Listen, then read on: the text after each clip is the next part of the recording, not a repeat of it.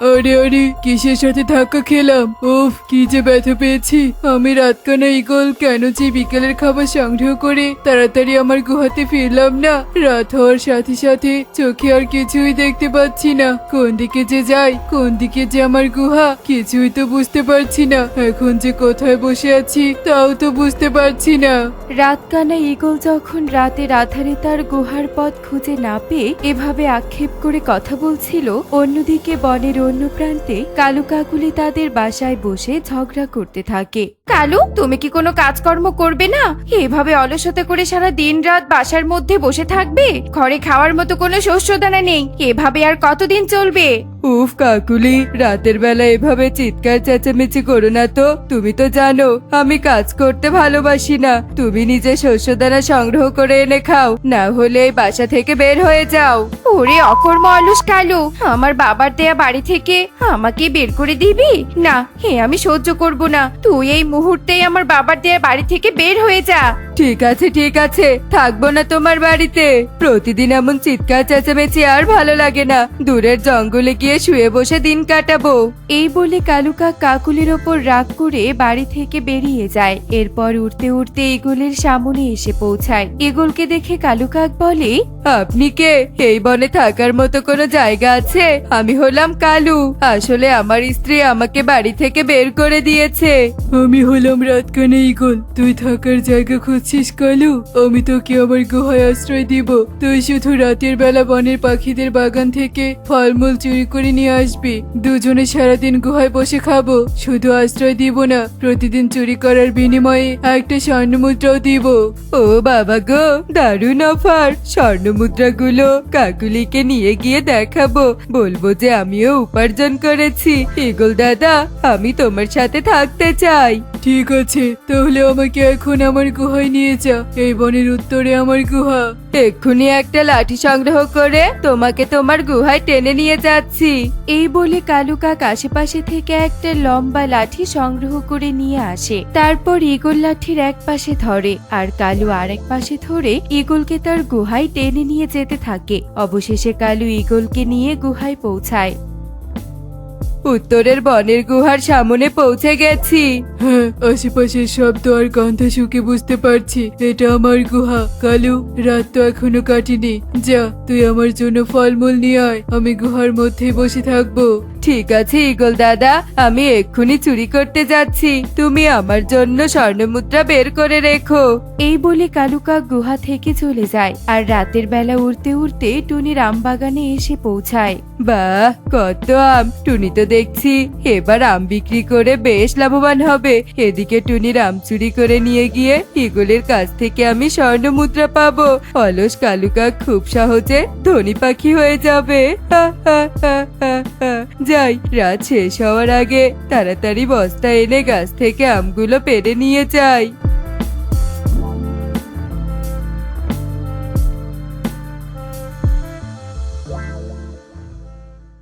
চোখে তো দেখতে পাচ্ছি না, কিন্তু আমের পাকা সুগন্ধ বেশ বুঝতে পারছি। কাল সকাল হলে আমি আম খাবো, পেট ভরে খাবো। চুরি করে খাবারগুলো তো এনে দিলাম, এবার ঈগল দাদা তোমার কথা মতো আমাকে স্বর্ণ মুদ্রা এনে দাও। আরে এত তাড়া কিসের? তুই তো আমার সাথেই থাকবি, অন্যদিন তোকে স্বর্ণ মুদ্রা দিব। আয় আয়, এবার ঘুমিয়ে পড়ি, রাত শেষ হতে আর বেশি দেরি নয়। এই বলে ঈগল আর কালুকাক গুহার মধ্যে ঘুমিয়ে পড়ে। এরপর রাত কেটে সকাল হয়। হায় হায় রে, আমার কি সর্বনাশ হয়েছে রে!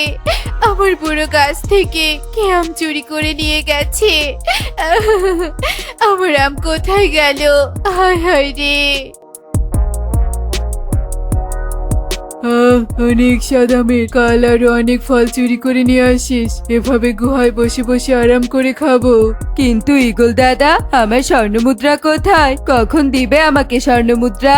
আরে দিব দিব, কয়েকদিন চুরি করে নিয়ে আয়, তারপর যত স্বর্ণ মুদ্রা চাস তত স্বর্ণ মুদ্রা দিব।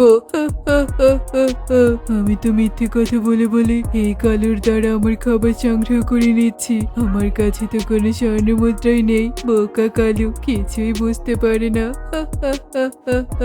ঈগল দাদা, আমি এবার বিশ্রাম নিতে গেলাম। রাতে তো তোমার জন্য কারো গাছের ফল চুরি করতে যেতে হবে।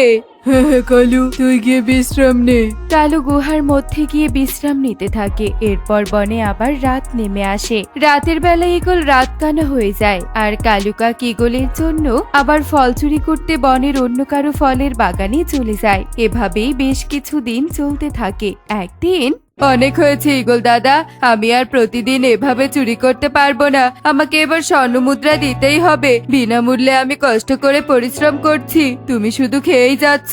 এবার তোমার কথা মতো স্বর্ণমুদ্রা দাও, আমি আমার বউকে গিয়ে দেখাবো যে আমি উপার্জন করেছি।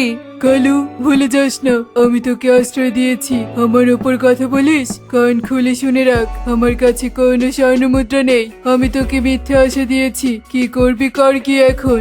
আমি রাত কানা, কিন্তু দিন কানা তো নই। নিশ্চয় জানিস আমার অনেক শক্তি। তোকে এক্ষুনি এখানে শিকার করব। বেঈমান ঈগল দাদা, আমাকে এইভাবেই ধোকা দিয়েছিস? আমি সবাইকে বলে দিব তোর জন্য আমি সবার বাগানের ফল চুরি করেছি। যা যা, বলে দে, কেউ তোর কথা বিশ্বাস করবে না, সবাই তোকে খারাপ ভাববে। ঈগলের এমন অট্টহাসি শুনে কালু কাক গুহা থেকে বেরিয়ে যায়। তারপর একটা গাছের ডালে বসে কাঁদতে কাঁদতে বলে, ঈগলের কথা শুনে চুরি না করে যদি ভালো পথে রোজগার করতাম, তবে কাকুলির সাথে ভালো দিন কাটাতে পারতাম। হায় হায় রে, ধোকাবাজ ঈগল আমার কি ক্ষতি করলো। হায় হায় হায় রে। টনি, দেখ দেখ, কালু গাছের ডালে বসে কেমন কাঁদছে। কি হয়েছে কালুর? চল তো কবুতর, কালুকে গিয়ে জিজ্ঞেস করি। এই বলে টুনি কবুতর কালু কাকের কাছে যায় আর কালু কাককে বলে, এই কালু, এভাবে কাঁদছিস কেন? কি হয়েছে তোর? কি আর বলবো দুঃখের কথা কবুতর, ঈগলের ধোকায় পড়ে আমি চুরি করেছি। এই বলে কালু কাক কবুতর আর টুনিকে সব কথা খুলে বলে। সব শুনে টুনি আর কবুতর বলে, তাই তো বলি, বনের সব ফলের বাগান থেকে প্রতি রাত ফল চুরি হচ্ছে কিভাবে? সেই চোর তাহলে তুই? ছি ছি ছি ছি। টুনি, আমি আমার কাজের জন্য অনেক অনুতপ্ত। আমি অন্যের কথা শুনে এমন চুরি করেছি। আমি আমার ভুল বুঝতে পেরেছি। এবার আমি ওই ধোকাবাজ মিথ্যুক ঈগলকে শাস্তি দিতে চাই। তুই তোর ভুল বুঝতে পেরেছিস, তাতেই আমরা খুশি। শোন, ঈগলকে তুই শাস্তি দিতে চাস, তবে আমি তোকে একটা উপায় বলে দিচ্ছি। শোন, বনের দক্ষিণ কোণে একটা রং করা পেয়ারা বাড়ি আছে।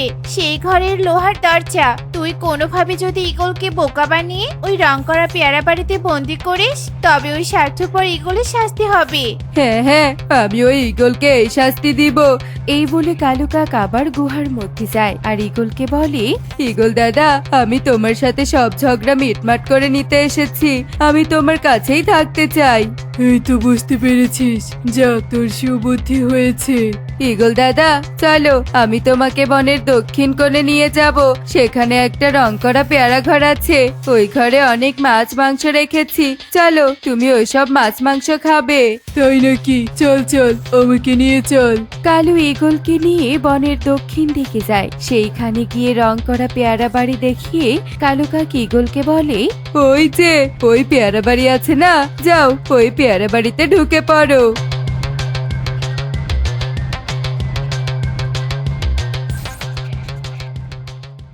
হাই কালু, দরজায় তালা দিলি কেন? খুলে দে। কোথায় তুই? কোথায়? এই বাড়িতে তো কোনো মাছ মাংস নেই। হাই কালু, খুলে দে। আজ থেকে ঈগল দাদা, তোকে এই বাড়িতেই বন্দি থাকতে হবে।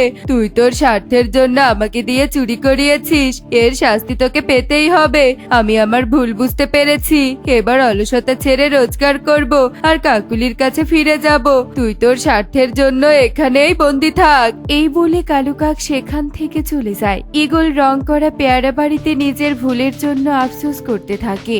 কালু, কালু, আমাকে মুক্ত কর, মুক্ত কর আমাকে, কালু।